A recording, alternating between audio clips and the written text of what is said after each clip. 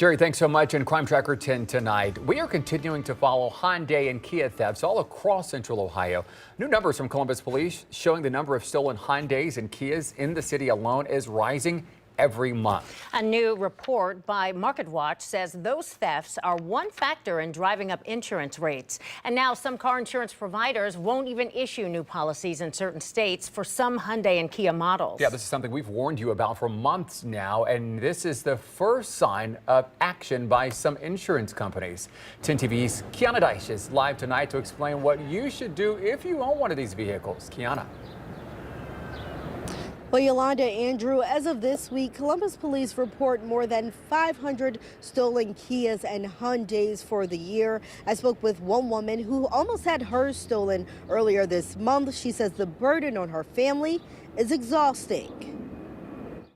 They had stripped the ignition. They had stripped around the steering wheel, popped that off. They had used a USB and they almost had it. Courtney Schaefer is one of the latest people to have her Hyundai stolen. Here's how it looks now. Window we had to pay out of pocket, and then the ignition we will have to pay out of pocket at some point. It happened a few weeks ago on the south side. In Columbus, there's been an increase in stolen cars from month to month.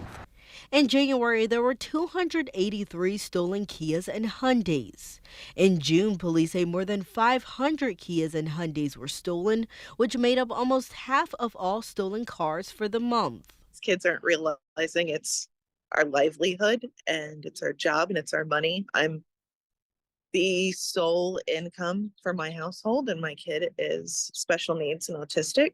So that cuts into your bills and your grocery money. Because of the rise in car thefts, major insurance providers are dropping several Kia and Hyundai models made between 2015 and 2021. The rise in car thefts is also driving up insurance rates. Suffice to say, it's up considerably, 10, 15, maybe 17%. It's a big deal for people because that, let's say your insurance cost was $1,000. I mean, if it went up 17%, that's $170 a year. And many people have more than one vehicle, too. Ted Rossman is a senior analyst with Bankrate.com.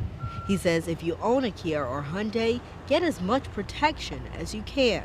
Contact the dealer, get that anti-theft device installed. And if an insurer refuses to issue you a policy, he says shop around.